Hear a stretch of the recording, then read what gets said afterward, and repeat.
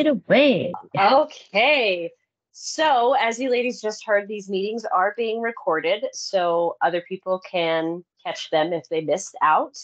I think we'll start with introductions. My name is Tyne Jackson. I am clear out on the west. I handle the Panhandle area. And my fantastic co-host is Sakura, and I'm troop support specialist for the East Central area. So the Omaha metro area and the northern part of that area. awesome. And our topic tonight that we're covering is the traditions and ceremonies of Girl Scouts. There's a lot of fun history tied into it. And also for you fantastic volunteers that stick around for the entire call, at the end of our presentation, we will have a drawing for someone to win 5. Oh, and I totally rehearsed this even before I started. 5 programs on demand. So, yeah. Right now we're going to start with our program. Me? So I'm gonna, yeah, with you. It says right here, you have a little intro that you got to go through. Yes, of course. Okay, so when we talk about our traditions and ceremonies, obviously that means there's a history of them. And I am a firm believer, and I've seen various, a variety of this quote, but I like the way Maya Angelou put it is you can't really know where you are going until you know where you have been. So in order for us, I think, coming up and talking about traditions and ceremonies, it's good to just know a little bit of our history, because a lot of those traditions and ceremonies are embedded in our history, and that's how we get to where we are today as Girl Scouts. So just a brief bit about our history. Tyne and I are going to. Can I pause you real quick? We're a little echoey over here. So I muted everyone. That usually helps, but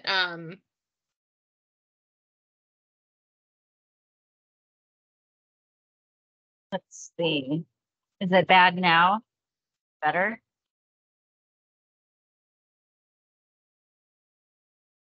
Talk a little bit more. Okay. Oh, sorry. So yes, we're going to walk you through our history. While we do that, I am also going to share my screen because I want to, I can get to this. Okay, can everybody see that page? Yep. Perfect. So this is on our website. So for Girl Scout History in the Spirit of Nebraska, you can go on our website and learn a little bit about how we came to be as the Girl Scout Spirit of Nebraska. And it's pretty cool because we weren't always Spirit of Nebraska. So Tyne's gonna start a little bit about the history of the Girl Scout organization leading up to our traditions and ceremonies. It's Tyne.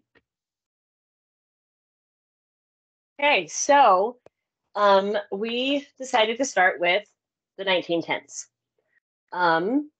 because, as you all know, Girl Scouts was founded in that decade.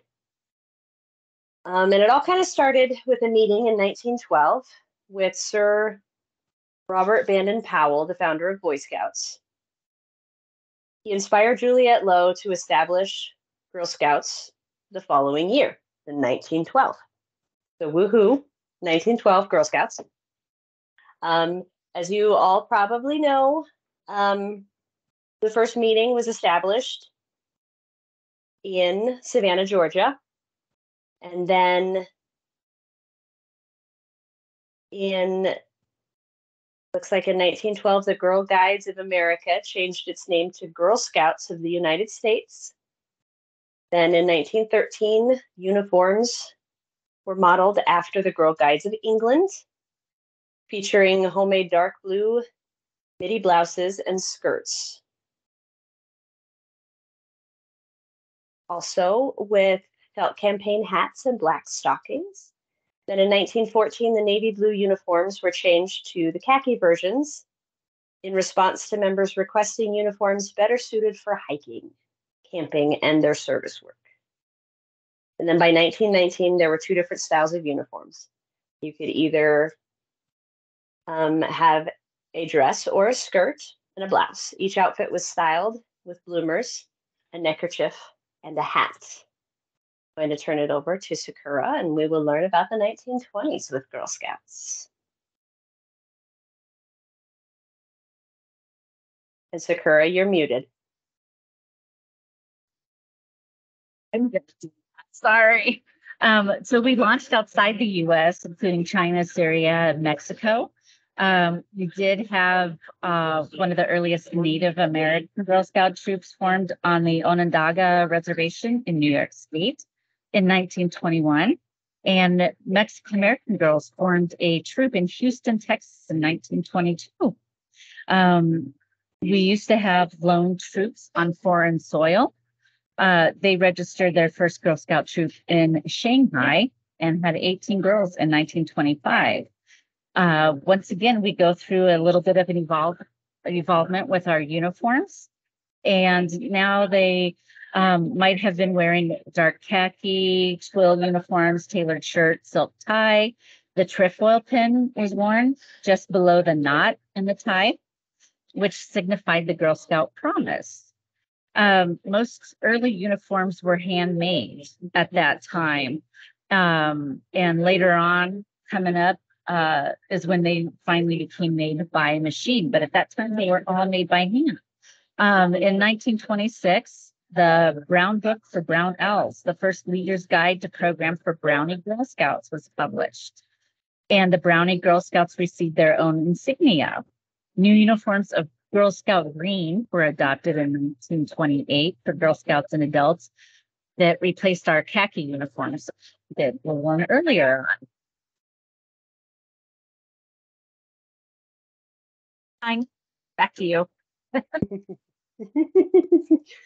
So the next decade after the 20s is the 1930s. And during this decade, to meet the needs of all the new immigrants coming in during the Great Depression, the Girl Scouts began printing its Who Are the Girl Scouts promotional booklet in different languages, not only in English, but also in Yiddish, Italian, and Polish. Uniform silhouettes were updated, and troop members began wearing berets, which was a very trendy accessory in the 30s. The introduction of a new green-gray fabric for uniforms marked the first time the color green was associated with Girl Scouting. It was also the first time adults wore a completely different styled uniform than the girls. In 1935, a change was made to the neckline. A zipper was added, and the modesty shield was removed. The Girl Scout program was also kind of reorganized into three separate groups in 1938. So we had the Brownie Girl Scouts, which was from ages 7 to 9, the Intermediate Girl Scouts, ages 10 to 13, and the Senior Girl Scouts, ages 14 to 17. And I will turn it back to Sakura to cover the 40s. So in the 1940s, too, and a lot of materials were being rationed. And so, as it says here, that the Girl Scouts pitched in where they could and helped taught women survival skills, techniques. Japanese American girls that were confined to internment camps in Utah and California also established Girl Scout troops. The first half of the 40s, the Girl Scouts and their families planted victory gardens and collected fat and scrap metal. In 1944, because again, resources were short, instead of cookies, Girl Scouts sold calendars. And then over the next few years, the uniforms went through very little changing. One of the biggest changes, though, was due to the metal rationing. that Girl Scout uniforms changed from having zippers to buttons in the front. And brownies then would wear brown shirt dresses and short sleeves, where junior and senior scouts wore the green, wore green. So this is when brownies started wearing brown.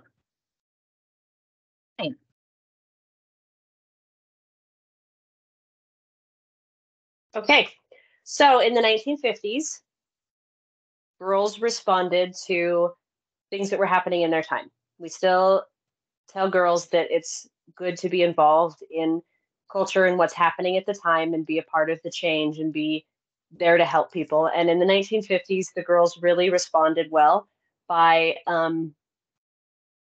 helping out with the Korean War. They assembled kits for Korea, which were pouches of items needed by Korean citizens. They also continued to push for inclusiveness and equality, something that we're still pushing for today. They partnered with Ebony magazine and reported in 1952 that even in the South, Scouts were making slow and steady progress toward surmounting the racial barriers of the region. So by the 1950s, the Girl Scout movement was pretty well established with 1.5 million girls and adult volunteers. The organization continued to strive for inclusiveness, with Martin Luther King Jr. describing Girl Scouts as a force for desegregation. They also worked with a popular designer of the time to create a uniform for seniors that included a short sleeve dress with action back, dark green cowhide belt. So apparently they had an action back to it, and it had a dark green belt made of cowhide. An overseas style hat. Intermediate Girl Scouts were to wear a blouse, a skirt, a Girl Scout beret, and the Windsor tie. The Brownie uniforms were updated with a 6 gourd style hat. No, 6 gourd style skirt. It would help if I could read. Sorry. The badge sash was first announced in the 1950s, which gave them a little, gave them some options because it helped because they didn't have to sew the patches on their uniforms. They could sew the patches on the uniforms instead of on the sleeves of their shirts. So they really had something that they could wear if they didn't have the uniform shirt. All right, Sakura, back to you. The 1960s, we know, was a pretty big time just in the world in general. But some key points were during the 1960s, Girl Scouts were invited to actually watch the Apollo 12 moon landing from Cape Kennedy. Even now today, a majority of the NASA astronauts and even people that work at NASA are all former, you're never a former Girl Scout, but they were Girl Scouts actively when they were younger. So that's kind of pretty cool. We now have 4 levels in the 1960s: Brownies, Juniors, Cadets, and Seniors. Each level has its own look, and the older girls' uniforms looked more similar to like flight attendant attire from that same era. And then the green berets were added by a New York hat designer. And we also managed to get up to 3.9 million registered Girl Scouts in that era. So, woohoo! Next, we're moving on to the 1970s when I first became a Girl Scout. Woo! So in the 1970s, Girl Scouts elected their first African American National Board president, Gloria D. Scott. She stood up for environmental issues by launching the National Eco Action Program and helped the Vietnamese refugee children adapt to their new homes in America. The Girl Scout uniforms were adapted as well, introducing 5 separates that could create 12 different outfits. Among the options were a green A-line jumper, white blouse with trefoil stripes, red ties, and wool berets. Now on to the 80s. I love the yes, so in the 80s, this is where they added the Daisy level Girl Scout. So that was exciting. And then the highest award was a senior ambassador girl could earn was renamed the Gold. The Girl Scouts launched contemporary issue series, addressed some of the most serious issues teen girls of the day were confronting, including drug abuse, child abuse, and teen pregnancy. New uniforms were designed by Fashion Hall of Fame member Bill Blass, who incorporated the Kelly green to fit in with the decade's trends, and other additions, including new blazers and dresses with drop shoulders for Scout officers, as well as green, white, and blue stripe blouses. And I can remember when I was a Girl Scout, I think it was, you had to be at the senior level. Certain officers had like the gold rope that they would wear on their shoulders. That's just something cool. I love the 80s.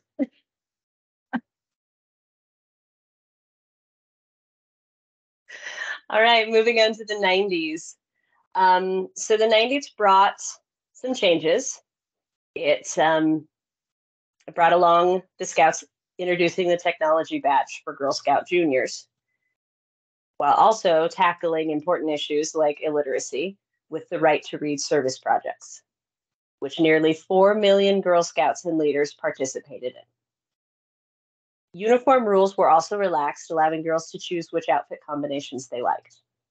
The Daisy uniform was updated to 2 options in 1993, the original blue tunic, knee socks, and white shorts, or short-sleeved white t-shirt with puffed screen print and shorts. Brownie uniform separates were introduced, and girls could choose between a light blue chambray shirt, yellow knit top, western belt, yellow webbing tie, brown beanie, one-piece floral top, jumper, cocoa brown pants, or a knit skirt. Brownie Girl Scouts chose either a vest or a sash for their insignia. And in 1994, the junior uniforms featured bold styling, bright colors, and coordinating separates. The white blouse with jade green GS scatter print was worn with either a jade Culotte. That's a lot. You don't know what culottes are? I don't know what a culotte is. Maybe I think I've skipped over that word twice now. We call them like capris, non-wide leg capris. They were wide leg capris. Got it, making myself old. Right. So they could also wear skirts or shorts with a brown leather belt and an insignia sash or vest. In 1995, the official cadet and senior Girl Scout uniforms included a royal blue skirt or walking shorts, a white blouse with royal blue, yellow, and green striped sleeves, a bandana, and an insignia vest or sash. Now to the 2000s, kind of crammed 23 years into one section for us just because there's so much. But we established the Girl Scout Research Institute, which is very exciting. And you can go online and find some studies on that. In 2001, the junior program was revised and Bronze Award was introduced as the highest award for juniors. Cadet and senior uniforms changed from royal blue to khaki.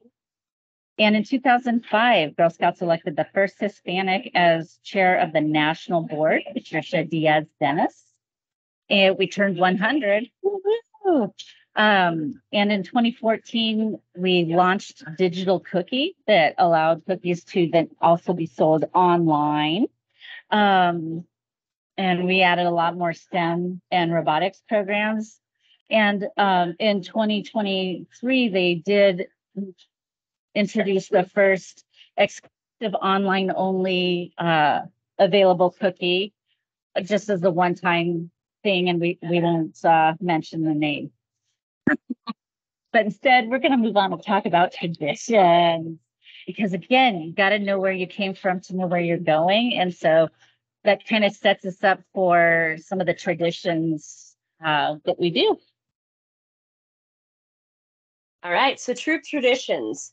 So whether you're at a troop meeting, a council-wide event, or meeting Girl Scouts around the world, here are just a few of the traditions that every Girl Scout knows and hopefully loves. The Girl Scout sign. Raising 3 fingers of the right hand with the thumb holding down the pinky. They use this when they say their Girl Scout promise. The 3 fingers represent the 3 parts of the promise. We've also come to use it when we would like people to quiet down and pay attention. You hold it up, and once you see it being held up, you stop talking and also hold up the same sign. The Girl Scout motto. The Girl Scout motto is to be prepared. In the 1947 Girl Scout Handbook, the motto was explained in this way. A Girl Scout is ready to help out whenever she is needed. Willingness to serve is not enough. You must know how to do the job well, even in an emergency. This still holds true today. Our Girl Scout slogan is to do a good turn. Not just to do a good turn, but do a good turn daily. The slogan, which has been used since 1912, is a reminder that Girl Scouts can make a difference in very big or very small ways. The Girl Scout greeting. Girl Scouts can greet one another with the Girl Scout handshake used by the Girl Scouts and Girl Guides all over the world. The handshake is made by shaking hands with the left hand and making the Girl Scout sign with the right. The left hand is nearer to the heart and signifies friendship. Which brings us to the last tradition that we're going to cover here is the friendship circle. And I think by far this one's my favorite, just because it's fun to interact with the girls. And there's also a fantastic song that goes along with it, but I'm not going to sing today. So the friendship circle, it represents the unbroken chain of friendship among Girl Scouts and Girl Guides around the world. The friendship circle involves Girl Scouts standing in a circle, crossing their right arms over their left, and clasping hands with their friends on both sides. Everyone then has a chance to make a silent wish. And then once they've made that silent wish, they pass a friendship squeeze from hand to hand around the circle. And then it's also quite fun to try to untwist out of that. And I think that might be my favorite part, is when you still hold hands and you see if you can get out without tying anyone in a knot. All right, that sums it up for traditions. So back to Sakura for ceremonies. And it's real fun when you watch leaders try to do the same and connect. So when they turn out, and if you're following along online, I have pulled up the traditions and ceremonies page on the Girl Scouts website. So all this information that we're sharing with you it's not super secret or anything like that. It's all on the website. So feel free when you have all your spare time to dig around in there. So also that way, if you're not able to write everything down, just know it's out there for you. But ceremonies help Girl Scouts in celebrating special moments and accomplishments. One that a lot of troops participate in are the bridging ceremonies. And that's when girls will move from one Girl Scout level to the next. Some people do their bridging ceremonies at the end of the school year. Some do it when they come back in the fall, because that's, October 1st starts our new Girl Scout year. So some people will do it then. Your troop can do it whenever you decide works for you. And there are kits available online to help walk you through doing a bridging ceremony. Flag ceremonies are part of a lot of the council sponsored events. Some troops still also do that where they incorporate the American flag and follow the flag etiquette during a flag ceremony, such as certain rules about how it's to be displayed, how it is to be folded and handled. Um, there's the flying up ceremony, which is something that's for brownies going to juniors and they get their wings. There's your bronze, silver, and gold awards. And again, information online in terms of um, what is entailed in each one. And they've just released new standards and requirements for each of those levels. So it's really awesome that starting at the junior level, so in fourth grade, they can start looking at their bronze award. There's also called the Girl Scouts Own, where basically girls are kind of doing it's truly girl led. It's their own program and they can explore their feelings around different topics, different types of ceremonies. The investiture was when you get a new girl into your troop. So kind of a ceremonial way of welcoming someone into the troop for the first time. And that's kind of a really nice way to bring someone in and get them, I think, started with some of our traditions and ceremonies and understanding, we recognize this. You've got your journey ceremonies that you can do. So when your troop or someone in your troop has finished a journey, you can have a ceremony about that. A court of awards, some do troop awards at the end of their year. They might incorporate that as a part of their bridging ceremony. So at the end of the year, it's a big party where you can recognize different volunteers in your troop, as well as the girls in the troop for their accomplishments and the badges that they've earned. There's the opening ceremony, so opening your meetings. A lot of people, again, will incorporate the flag ceremony as a part of their opening, along with reciting the promise and the law together. Pinning ceremonies. Again, you can tie that back to like the investiture where when they receive their grade level pins. And then rededication ceremonies. So we've welcomed you into the new troop as your first time in a Girl Scout, but we want to recognize you for rededicating your commitment to Girl Scouts every year, whether it's a volunteer or a girl member. And so we can have a rededication ceremony to the volunteers and the girls to welcome them into the commitment. Again, all this stuff can be found on Girl Scouts website. And of course, there's a slew of other websites and creative ways that you can find ways that how you want to do your own ceremony, but your troop can establish your own. So that's pretty exciting. And Tyne's going to tell us about some of the important dates. These are ones you want on your troop calendar. Most definitely. And they repeat every year. So if you write them down one year, you'll have them for the next year.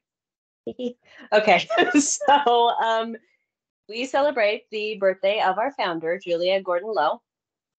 We celebrate it as Juliet Gordon Low's birthday or Founder Day. It is October 31st.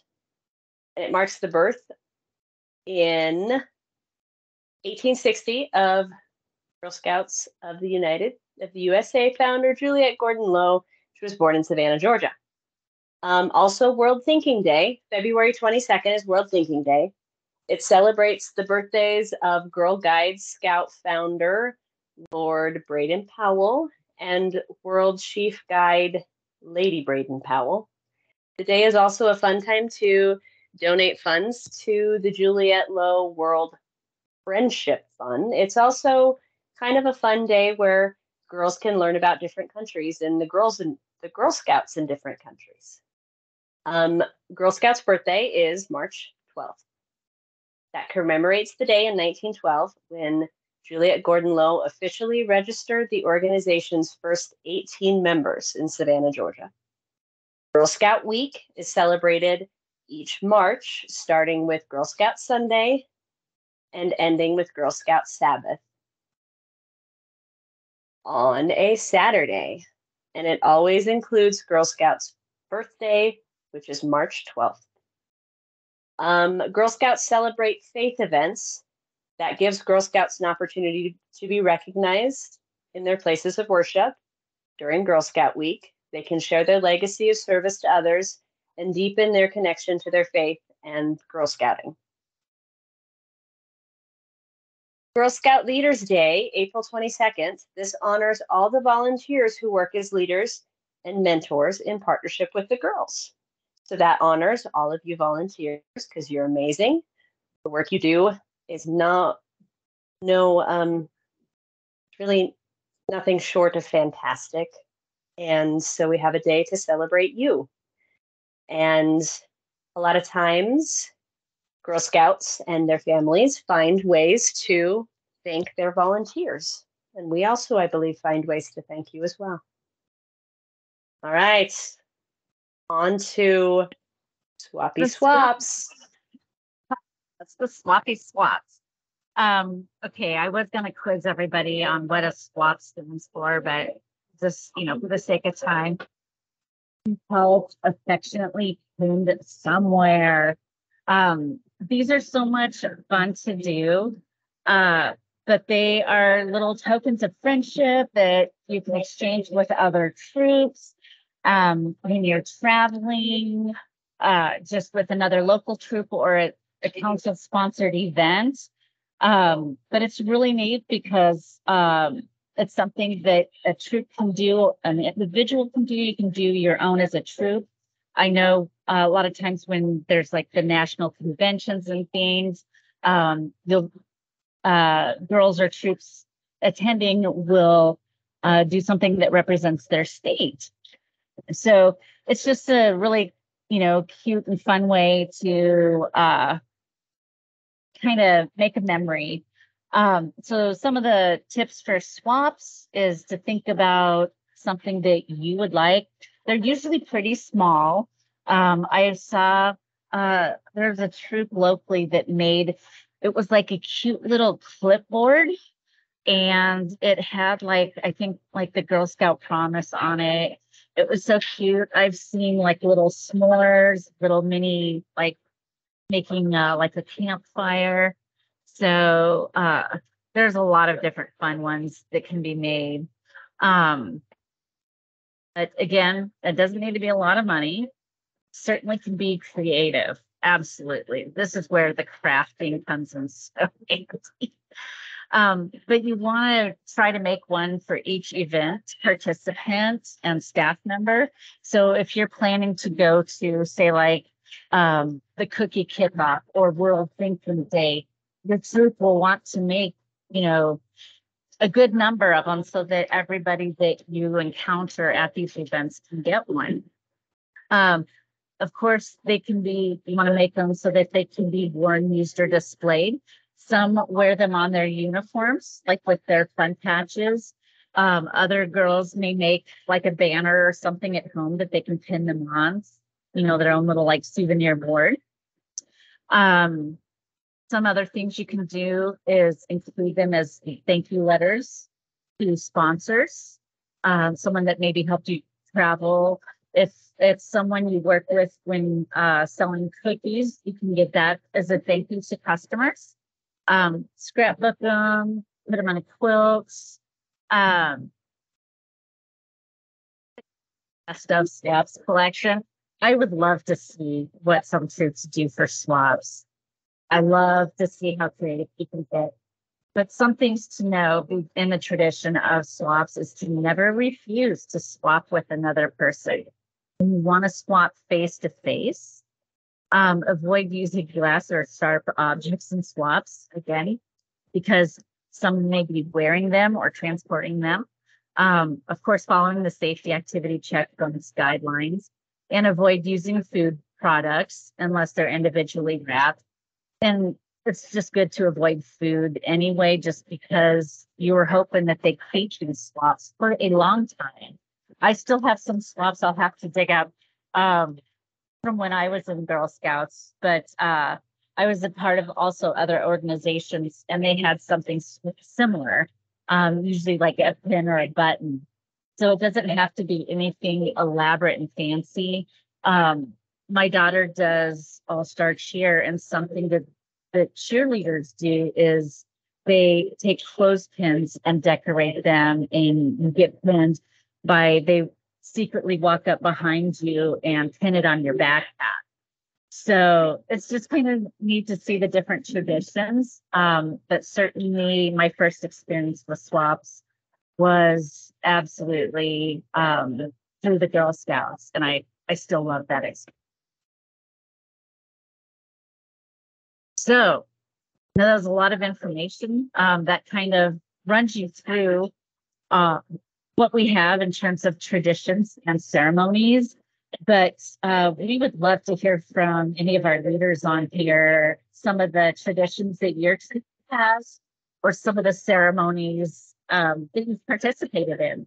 So feel free to unmute and share, or if you're not able to, you can also chat it in or message us.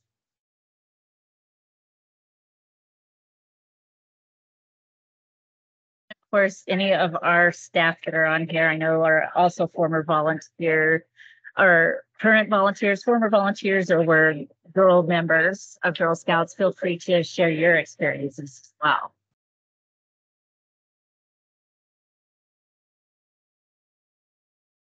I know we had, when we were talking, we had some people come up in the chat, and they love the Girl Scout circles. So do the girls. And World Thinking Day is a wonderful tradition that we have. And again, the girls love that as well. So that's something to keep in mind, is the girls want to have fun. The girls want to do these things, and the more fun and inviting and that we can make them, the more we're going to establish these traditions with them.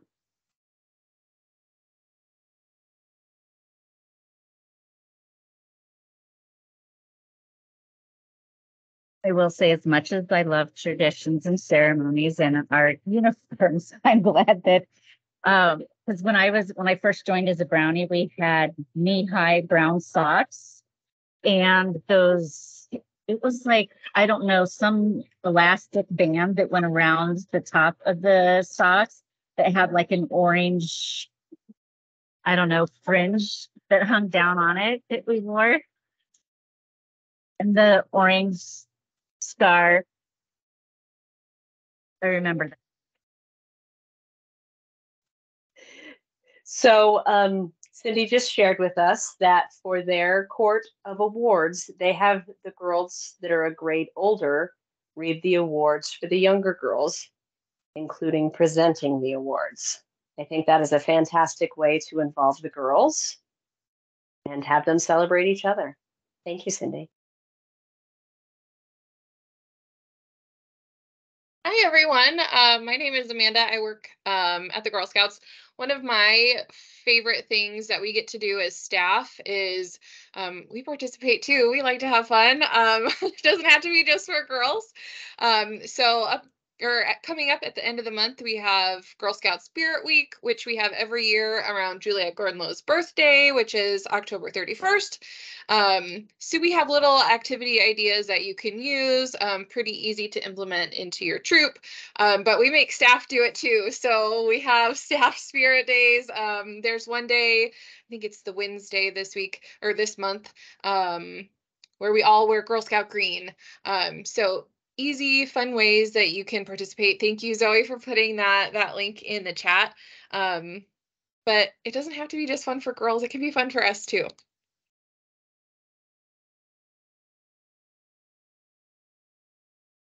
Thank you, Amanda. That is a fantastic thing to remember.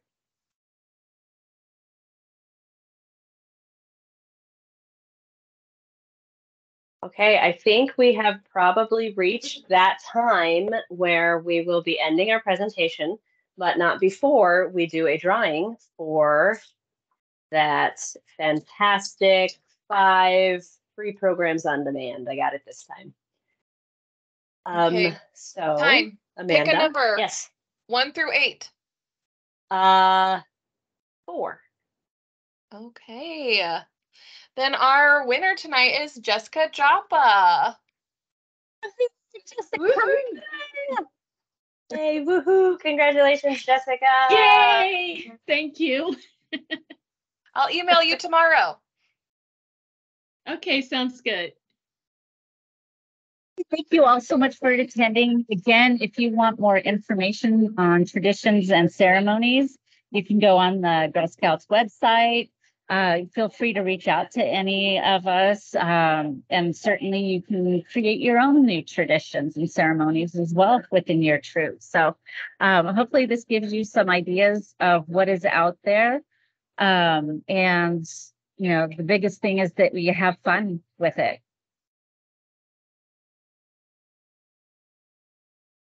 So thank you Ty all. and Sakura. Thank you. Thank Bye, you. guys. This is great. I'm sorry, we do have another one of these awesome town halls coming up next month. And that is going to be on the 2nd. And that one is going to talk about all you need to know about Girl Scout uniforms and Juliet's boutique.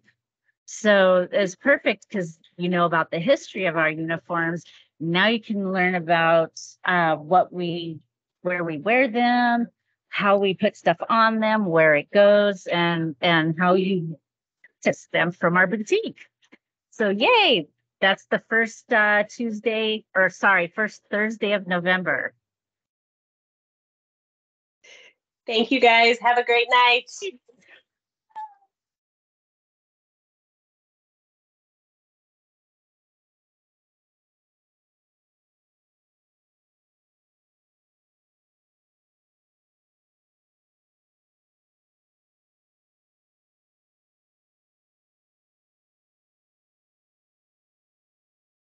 Okay. Ooh, let me stop recording. Oh.